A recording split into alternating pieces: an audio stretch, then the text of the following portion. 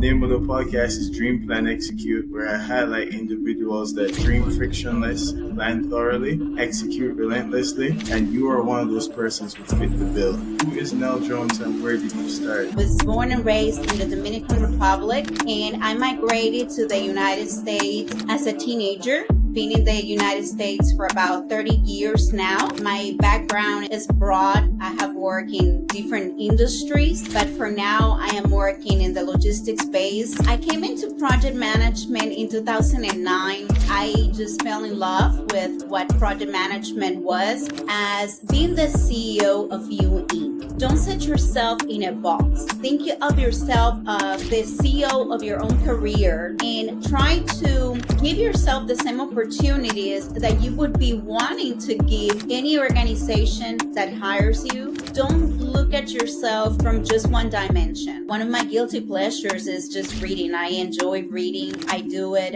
for fun. And a matter of fact, I lead a monthly book club that is called Candid Conversations. The things that keep me motivated is learning. I love learning. I have been like that my whole life. Now I am more focused into learning, but also serving and just getting to a point that I can just give back. No man is an island. Not to think that we will be able to solve it alone. We can reach out to people that we respect. Never forget that you're not alone. So I have dealt with quite a few setbacks at time in my personal life and career, but focusing on my life, I would say that those setbacks, they come into our lives for a reason. But how you bounce back from those setbacks is going what determines the amount of success that you get at the end.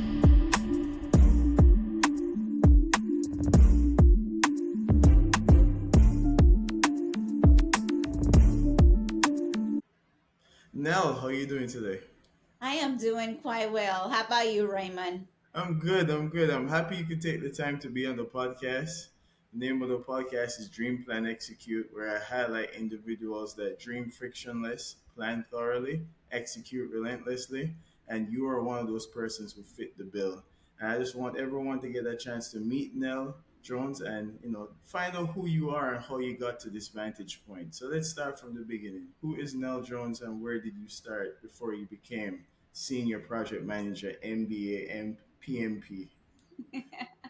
Thank you, Raymond, for having me. It's a pleasure joining you, and I love the name of your podcast. So my name is Nelsra, Nel Jones or Rosie. To my friends and family, I was born and raised in the Dominican Republic, and I migrated to the United States as a teenager. Been in the United States for about 30 years now, and it has been a long journey, but here I am. I work in the logistics space. My background is broad. I have worked in different industries, but for now, I am working in the logistics space in 3PL industry, and I have been enjoying working in the logistics space. Yeah, I mean your broad base spans from not just in logistics, but working for Flora Corp. That's a major construction infrastructure company. Not to mention having a degree in communication. So there's a wide range of things that you've touched on in your career. I would want to ask you, like, in your current role, how do you find, or what led you to project management? Why project management of all the roles you could have done in your career path? Sure. I came into project management in 2009 as I was working overseas in government contracting. It was very interesting just being part of a huge project like the one that I was being part at that time. I just fell in love with what project management was. I didn't know what project management was at the time. And fast forwarding to 2012, I had been in the project, in the same project, for about 3 years now. I found myself just being curious about it, wanting to learn more.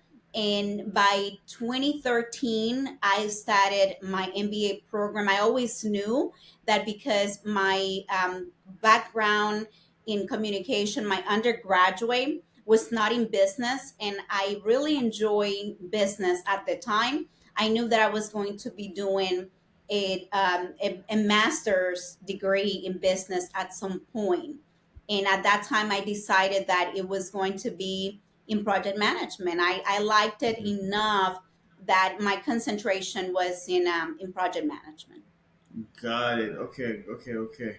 And then once you got to your MBA, then you decided at some point to do the PMP, or you worked for some time and then you went and did your PMP. Yes, that is correct. I went ahead and finished my MBA in 2017. I did not obtain my PMP until 2020. By that time, I had already been working in project management enough that I had some exposure to some projects, and I was able, from the time that I started working in project management in 2009, I got a lot of exposure to the same project. And I decided after I finished the MBA that I wanted to pursue the PMP, but I didn't want to pursue the PMP without having that exposure to projects and really being acquainted with what it was to be involved in projects. And I ended up obtaining my PMP in 2020. Got it. And then being a project manager, just innately, you've dealt with some setbacks. You've dealt with things you have to bounce back from. What are some of the setbacks you had to deal with in that process to getting both your MBA, your PMP, and working at the vantage point you work at right now? Yes, so that's a great question, Ramon. I think that just in general, I believe that the biggest project that we have, it is ourselves, it is our career, our lives is a project. So I have dealt with quite a few setbacks at time in my personal life and career, but focusing on my life, I would say that those setbacks, they come into our lives for a reason. The same way that we are working in a project and everything that we are trending towards finishing that project and delivering value to the customer or the organization that we work for, we will have setbacks that we're going to have to deal with at one point or another. But how you bounce back from those setbacks is going what determines the amount of success that you get at the end. Yeah. Nothing comes easy. Otherwise, everyone would be doing it, right? And whenever you're able to get the setback, take it for what it is. Look at it from the standpoint that this setback might be trying to teach me something. Just take it as a lesson learned. What worked well, what didn't work so well, and what could I have done better. If you're always able to look at any setback or any obstacles from the standpoint that you are trying to get the lesson learned, iterate, and do it better, you will always be set up for much greater success in the future. Yeah, no, I love that you said that because one of the philosophies I follow is this philosophy called Kaizen, and Kaizen is a Japanese philosophy that Toyota actually use in their manufacturing plants, which means continuous improvement, right? Which means every small incremental step to just making it a little bit more productive adds up over time, right? And so to get to those incremental steps means you failed at something along the way that you needed to course correct, right? And that's one of the reasons why Toyota couldn't necessarily grow in the time that they grew, in the short space of time that they grew, become one of the largest car manufacturers. So it's like just dealing with these setbacks and just not taking it as a setback, but just a course correct, right? Like an ability to adjust yourself accordingly. And so one thing that we both share in common, not separate from project management, is also being a part of the vertical motion leadership program. And one of the things that Tom, the leader of the vertical motion program, always speaks to is executive presence and your ability to exude that in growing in your career. What other things did you learn from just being in the leadership program that Tom gave that you think is going to be helpful to your career going forward? Absolutely. I have really enjoyed my time with Tom and Nelson and the folks at Vertical Motion. One of the greatest takeaways that I have taken from being in the program, it has been to think of my leadership as being the CEO of You Inc. Mm, Don't box yourself in just as wanting to grow as Nelsida, Ramon, just executive, but just to think in terms of don't set yourself in a box. Think of yourself of the CEO of your own career and try to give yourself the same opportunities that you would be wanting to give any organization that hires you. Don't look at yourself from just one dimension. For me, it has been an amazing mind shift because I don't look at Nelsira or as the executive. I look at myself as this individual that has amazing opportunities to really create this canvas from the ground up and be able to offer different dimensions, as an executive, as a business owner, as my future self. And that's how I see myself now. I see myself now as three pillars: Nelsida, the executive, the business owner, which I am working into my business plan, and then Nelsida, the future self, and whatever that entails. It could be Nelsida, the author, Nelsida, the writer, or the speaker. And I definitely have gotten so much perspective from the program, and that has been one of the biggest takeaways for me. yeah, no, I like to second that. Like for me, I've always thought of myself as everyone talks about entrepreneurship, right? But I also believe in organizations that grow, that they have people who are entrepreneur, which means they're inside an organization, but they have like an entrepreneurial zeal to them, right? They have this ability to really take on the company and think of it like it's their own company and solve problems like if they own the company also.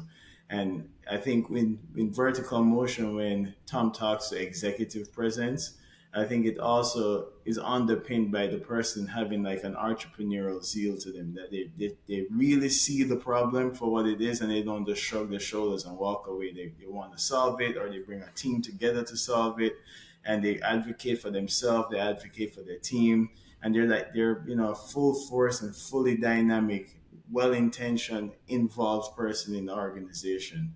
And when Tom, speaks to like executive presence, and something that I've kind of, I would say, intuitively I understood it, but when someone labels something and like can give you key directional points and like, hey, this is what you need, it's almost like it is having a coach on the field with you, navigating your career and your life journey. So and through that motion and through that program, you meet and connect with amazing individuals like yourself now, right? So it's just one of those great things that you have to make a sacrifice in your life. Of course, there's some financial sacrifices you make to grow yourself, but it's worth it if you decide to make that sacrifice, because now you're meeting people who are also willing to sacrifice and grow themselves into a better version of themselves. So that's Absolutely. no, it's but what would you do for like, because you're doing a lot of things, right? Like you're also in vertical motion, you're a senior project manager. I'm sure at some point you're juggling working and going to school.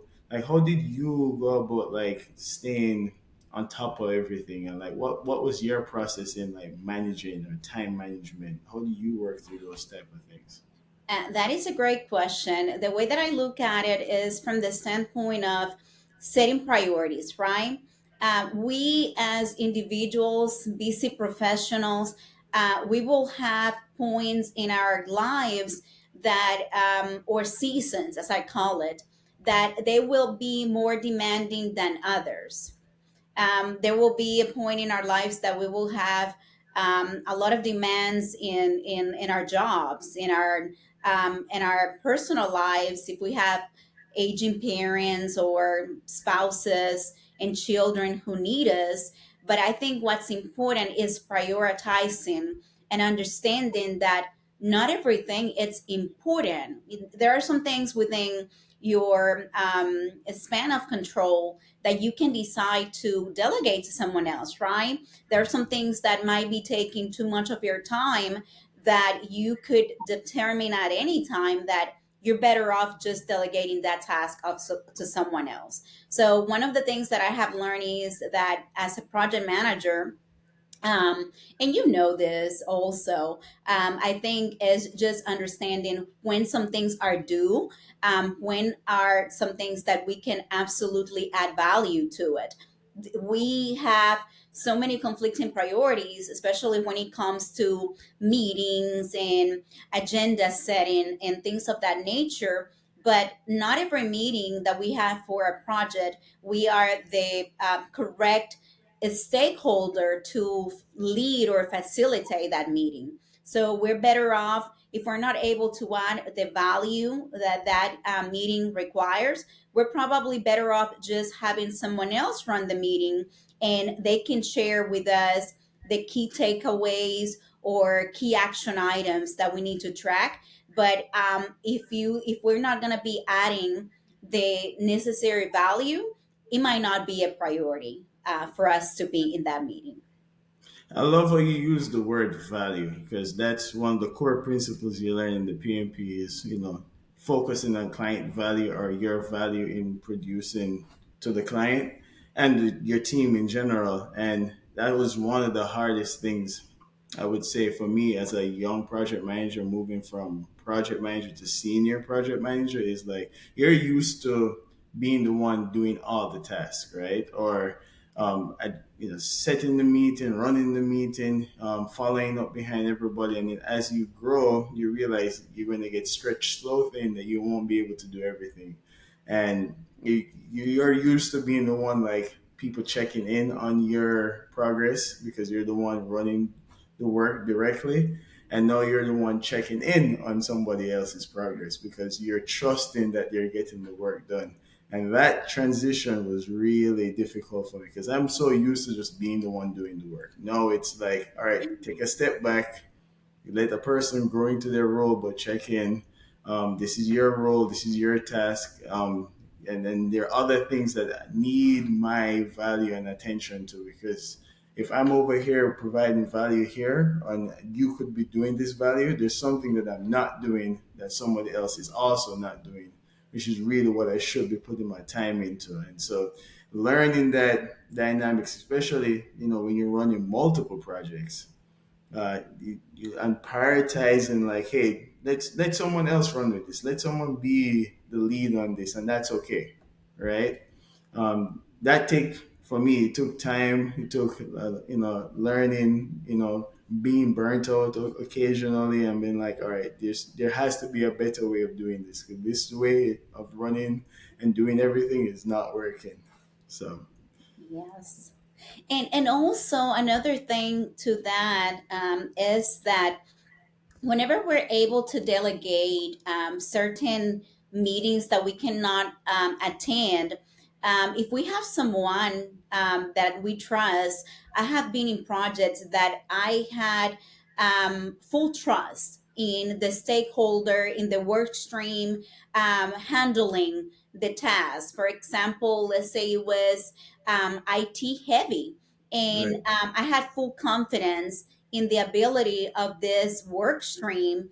And one of the things that I would do was to let them run the meeting in an attempt to also add confidence and build up their confidence. Sometimes we're working with much junior stakeholders that may not necessarily have the experience that we have, and they also need someone to enable them and empower them in their confidence so that they also believe that they can achieve more. right.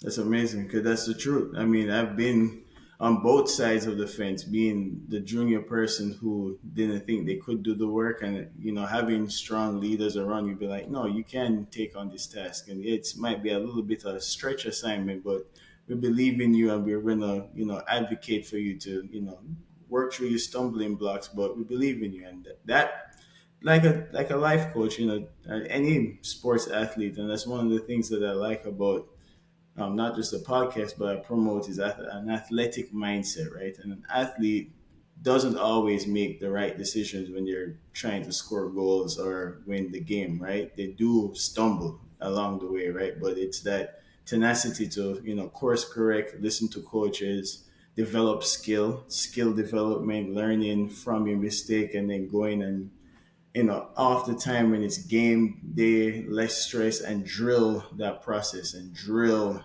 those things until it becomes effortless. But before it becomes effortless, you put work in, right? And if that can work in athletics, why won't it work in being a project manager? It's a skill that you're developing, being able to negotiate, being able to prioritize, being able to delegate. All of these are intellectual skills you're developing, and developing timing, when to push the project, when to be a little bit more cautious because this needs a little bit more planning. Like you said, bringing in technical experts who can now administer the problem better than yourself, and checking your ego at the door and letting that person run with it because they know more. All of that is part of like skill development, right? And the moment it clicks in your mind like this is an opportunity to develop skill, then you don't see it as a nuisance. You don't see it as a bother, because in the process of developing skill is going to be tedious, difficult work. That's the only way you're going to get good. So that right there is one of the things that was really an eye opener, being in vertical motion and just listening to more senior project managers than myself. I'm like, okay, this is the process. This is what you need to do to get where you want to go.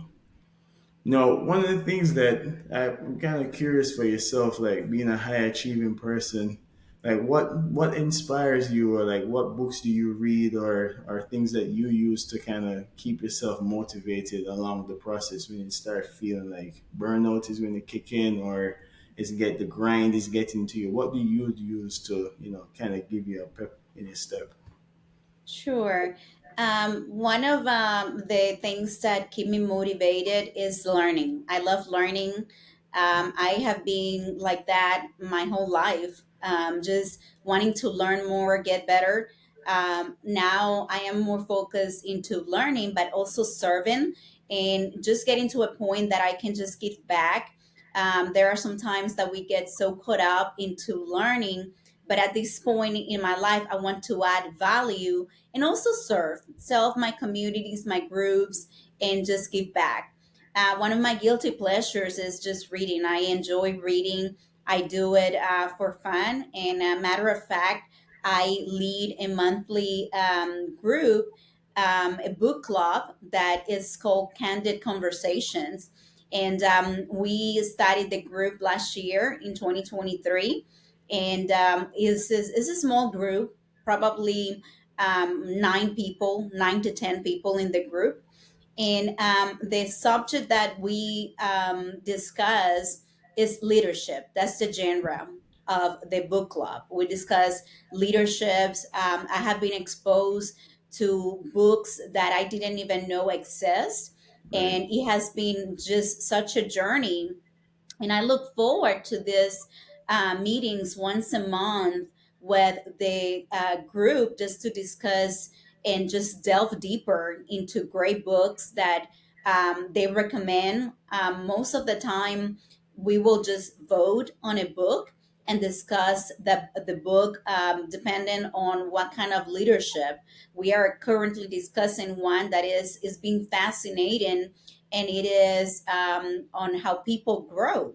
It has two perspectives to how people grow. One is the psychological aspect, but also the spiritual aspect. And Mm. it has been fascinating just learning from those two vantage points, what makes people grow, what gets them curious to keep growing. There are some people who have experienced traumas in their past that have halted their growth. And so it Right. is fascinating.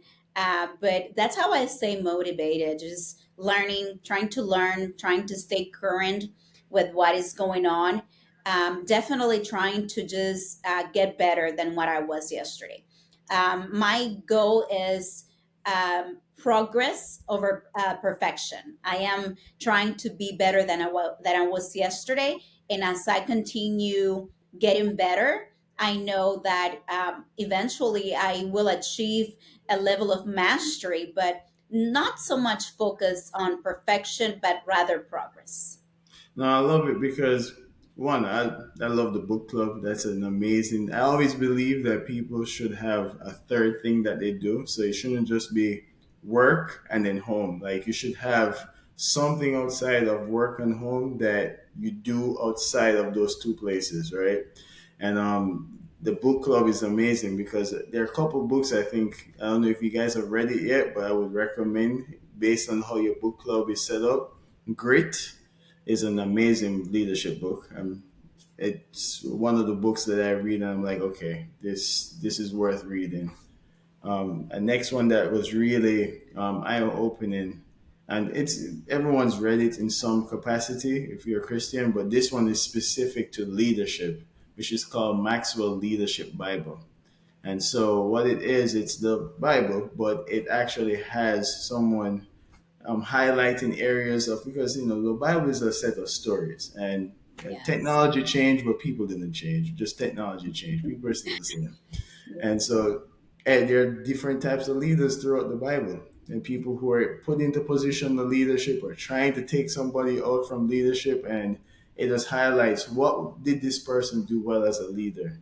What did this person not do well as a leader? Because ultimately, I think between the Bible or just history repeats itself. Everyone says that. And to be a wise, because I think wisdom and knowledge is two different things. You could be very knowledgeable about a topic and not wise about a lot of things. And history and being the Maxwell Leadership Bible is like a combination of both like your technical expertise, but it's also feeding your soul. It's also feeding that spiritual side of you because you are technically reading the Bible, but you're also reading it from the lens of leadership. Like, what is this person like as a leader, and why did people not follow him? Or they did follow him, but what did he do or she do along the way that caused them to go to ruin, right? And how can you learn from these mistakes, right? So that's two books that I'm like currently. It's a continuous process. I don't sit down the whole day and read the Bible because it's such a big book. But I'll just grab it, I'll flip to a page, I'll read like a section of it, and then it has like these little helpful keynotes, and you ponder about it. Like, yeah, I guess he didn't do that very well. We should have done this. So I appreciate that those recommendations. I actually do have Grit in my library. The other one I do not have, and I do own quite a few of Maxwell's book. Have you read the 21 Irrefutable Laws of Leadership? I did not read the book, but I have the summary. I didn't actually read. Sometimes when I can't get to a book, I just like go to like the Spark Notes version of it, and I'm like, all right, let me just scroll through it and see. And everyone speaks to that one very confidently. That it's even Tom mentioned it in his some of his Tuesday classes. That's one of the things that he loves to read or just remind himself of. So It's one of my favorite books. I had not come into contact with that book until the book club started. mm, Actually, that was the first book. It was one of the first books that we read in the book club, and it is mind blowing. And a lot of the principles from the Bible are in the book, and it is an effective leadership book. Anyone who wants to know more about the subject of leadership, especially based on Bible principles, should mm. definitely check it out. And it's a great book. It's funny because they're I guess in making the leadership Bible, I don't know which one came first, but I presume he did the leadership Bible first and said, let me just take the essence of it and make it the 21 principles of leadership, which is amazing. I find that people who have a strong spiritual background on top of their, endeavors in life tend to like deal with the storms a lot more at ease, right? Like the anxiety of not knowing, especially as a project manager, someone in leadership, where people are coming to you with, for direction, right? They're like, you have all the technical experts, but they want you to make the call, right? And having the ability to be calm in the storm. And I always see myself as a project manager being the captain on the ship, right? And the captain on the ship doesn't know the engine as well as the engine mechanic. He just doesn't. That the engine mechanic lives and breathes making sure the engine runs smooth.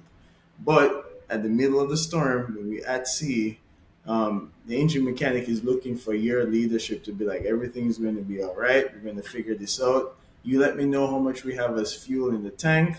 Let me know if there's any issues with the engine that we need to resolve. No, because we can't get there without the engine working properly, right? And having to deal with that and keep the persons on the boat calm and picking the right direction to go. Do we go back to the port? Do we keep going? Like those are the stuff that you're going to end up be focusing on, right? And so no, I don't need to be the engine room mechanic. I have an engine room mechanic and I embolden them to be the best version of themselves. But when it comes to these stormy moments, you need to step up as a leader and direct, right? And so those are the things that, reading these books help with, like giving you these concepts in you and you recognize the moment. I think a lot of times these moments happen and if you're not able to identify and label the moment, you will get high anxiety for it, right? Because you're like, woe is me. Why is this happening to me? No, it happens to everyone who's ever decided to be a leader, right? It's not specific to you verse per se. It's just you've decided that you want to start leading, and this is what it comes with the principles of leading, right? Yes, yes. And leadership, it is not no man is an island. I'm Right, sure that you've heard that. In leadership, we are more powerful, we are more impactful, as I want to say, and more assertive when we are able to reach out to people who have come before us, and we're able to ask them something so simple. How do you prioritize your calendar? It would be interesting, just getting insight from people who might be further along in their careers. right, Sometimes we just feel, why am I going through this situation? right, There is a lesson to be learned from the whole situation. But it is also a great habit to develop, not to think that we will be able to solve it alone. We can reach out to people that we respect. It could be in the form of our parents, family members, co-workers, mentors, coaches. I have several coaches that I depend on whenever I have difficulties deciding, even on just to produce something of quality or value for me or for or the enterprise. And you would be so surprised. Something that you might be just going around trying to get answers all by yourself, you right. run it by them, and probably within 5 or 10 minutes you're able to get your answer. So never forget that you're not alone. Yeah, no, that's a key right there because and I think it shows itself up in high stakes sports. Like you see it in sports, right? Like you may have a Formula One driver, but he also, even while he's driving the car, he has a race engineer whose job is to literally give him guidance from a different vantage point, right? Like he's not in the car seat, but he's able to tell him like, hey, you're in sixth place. You need to press the gas. You need to take your time around those corners, right? You see it in basketball, you have a coach. In football, you have offensive coordinator. Yes, the quarterback is in the field running the plays, but he has someone separate from him, literally looking and watching what he's doing or her she's doing and saying, "Hey, I think this is the call," and you deliberate, right? And like when two minds come together, it doesn't make two; it literally makes three. Like you guys Yes. 3x your output faster. And if you think about it, just an organization, right? What does an organization provide? It brings technical experts in a room together to solve difficult, challenging problems, right? And Yes. so, when you start, what Tom speaks to is like executive presence and executive leadership. Your job now is now not trying to only solve the problem, but who's the team I'm going to build out to assist Yeah. or direct to help build on fix this complicated problem, right? And so Yes. it's like once you get that, it takes off such a load off your chest or your head thinking that you have to be the person who solve it. No, you just need to build a team and we're going to solve it and have the confidence that whoever you bring into the team is well intentioned like yourself. And if we try very hard, we're going to figure it out. It's going to get figured out and have that. And that's where the confidence comes from. It's like knowing the end result without actually having it tangibly in your hand, right? Like, I know we're going to figure it out because if we have the right persons in the right room, there's nothing that's going to stop us, right? So Indeed. and so what when you get to these, like, no, at this vantage point you're growing from, moving from, say, project manager to senior project manager, working yourself towards being in the executive ranks, dealing with burnout, balancing, you know family dynamics, and also working, like, what do you do on a day-to-day basis to like completely just unwind, like just completely not have to worry about anything else but what you enjoy doing. Like, what are your? I know you do the book club, but is there anything else that you do outside of the book club that helps you unwind? Yes. So one of the things that I do, I try to be consistent in my start and end date, Mm. or my start and then end time. I try to start every day at the same time. I try to end every day at the same time. It builds consistency, but at the same time, it has you operating from a point of being efficient. You have an allotted time to be at work. Once you're done for the day, try not to go back. I try not to answer emails during the weekend or after hours, because if you get into that habit, if you get used to that, then is sending the signal that it is okay for the team to reach out to you anytime they want. And Mm. pretty soon you'll find yourself with boundaries that are not set. And if you send us the wrong signal, it will just show that you're available anytime that the team wants. So for me, it is important to start and end at the same time. During the weekend, I will not come to my office. I will come into my office if I need something, or if it's something that is requires for me to look into my work computer. But for the most part, I will not come into my office until Monday. Another thing that I do, I have been inactive running. I normally run. It gives me the much freedom that I need to get away from my home office and just enjoy that time alone with nature. I it just clears my mind, and so it's a therapy for me. I enjoy just being in nature.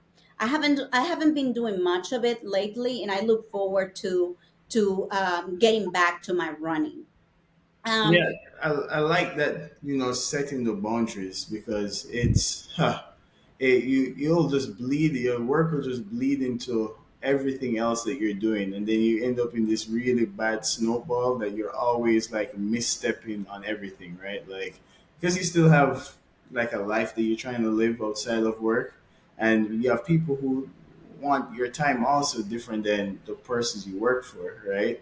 You know, your kids, your husband, you know, family members, and then you're also signaling not just to work that you're available all the time.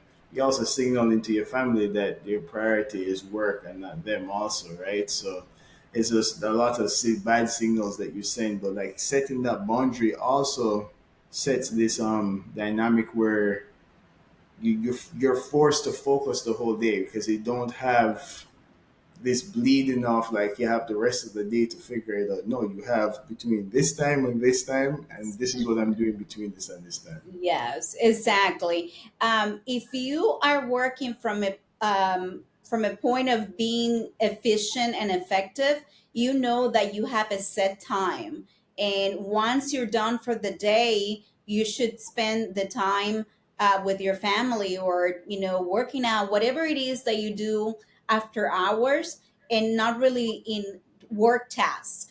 The next day, you know exactly what you need to get done, and you will get it done. And so I think it's just, it builds consistency, and definitely you take more delivered steps to be focused and just being getting some deep work done. Yeah, no, it's like you said, getting the work done, but also you can't be successful for the team for a long period of time if you don't take care of yourself, and that's your responsibility to yourself, right? Because none of your bosses or your coworkers are likely going to come to you and be like, "Hey, take it easy and enjoy your life," right? Like if you want to give them the entire length of the extra 6 7 hours before you go to sleep to do their work, they're not going to tell you no, right? You know, and so you end up in these positions where you feel burnt out because everyone's asking of you. That's part of being in leadership. People are asking of you at all, periods of time. And know you're going to be bleeding in the acts of your family with your acts of work, right? And at that point, it just feels like you're always giving. What when do you get time to have time for yourself? Do your self care routine, whatever that case is, right? For you, it's running, and you said something that is really phenomenal that most people don't know. It's like running in nature. The Japanese call it nature bathing, right? And like there's something about being out in nature that is so calming, so relaxing that you can go for a 30-minute run around a lake and completely clears your mind, not just from just the running, but being outside in nature. It helps tremendously. Yes, yes. Do you run? I do run, but for now, a lot of the things that I do that I enjoy personally, I've been doing jiu-jitsu, Brazilian jiu-jitsu.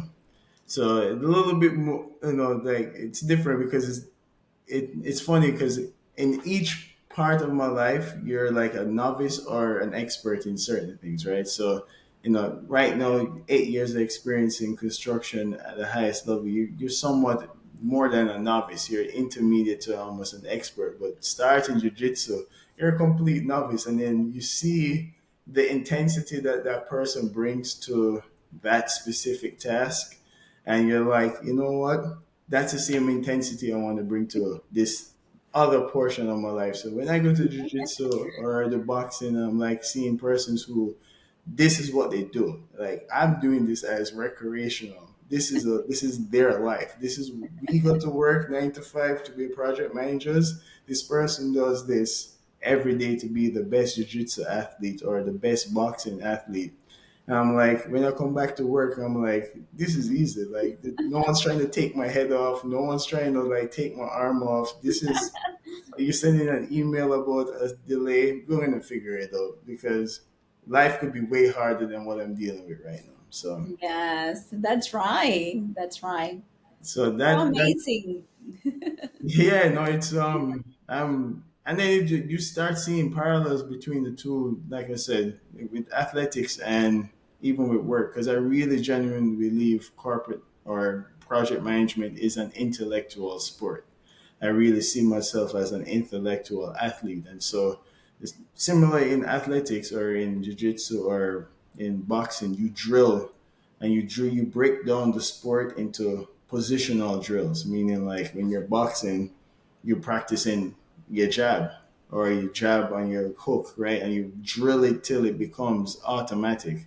And so if you take that same premise, what is it that we do as project managers day to day that we could, drill faster? It could be following up, right? Like, part of the deal is being able to follow up faster. If you can follow up on a task faster, you can get it to the person in real time versus it being a day or two delay. What does that do to your project if you're able to do that for the course of 6 to 7 months? And then once you start tracking that, the difference I've seen for myself, I've worked with a project manager I was his assistant project manager, and I've seen him, raise to the ranks of vice president, right? And then, so I had that vantage point being his, settled second fiddle. And I've also worked as assistant project manager to other project managers. So what is it that this person does different than everyone else to allow him to grow as quickly as he did? And it's little things like always following up and not leaving any ends in the email. So something comes in, immediately attack it or resolve it, right? And even if it's just a follow up, like, okay, thanks, I received that, but there's no loose ends left. Like, and so whereas other persons, they may do it occasionally or not at all. But like you said, holding that line and being consistent with certain things makes a difference, right? So that's what I do for fun, and it just helped me. And when I do it, I feel a lot calmer. I come to work, everything is great. Nothing really gets me off. So Yes. I'm so glad it's working for you. yeah, yeah, absolutely, yeah. Yes. And as we get towards the end of this pod, I wanted to ask you, like, if someone wants to reach out to you, say they want advice on how to become a project manager in the future, how could they reach out to you? How could they connect with you? Sure. They can find me on LinkedIn under Nel Jones. Um, Also, I am not actually using social media. I can provide my phone number if they want to email me, but I am on LinkedIn. I'm using that platform quite often these days, and I am under Nell Jones. Be happy to help out. Gotcha. And Nell, it's been a pleasure. Thank you for taking the time to come on the pod. You're one, like I said at the beginning of the podcast, you're somebody that I know who dreams, plan, and execute just based on the vantage point of where you are. And you're always willing to help and serve. And that career or that spark or that tenacity or charisma is going to do well for anyone who works for you or work with you. So thank you for taking the time. Thank you so much for having me. I enjoy our conversation, and good luck to you in your podcast. All right. Thank you. It was good seeing you.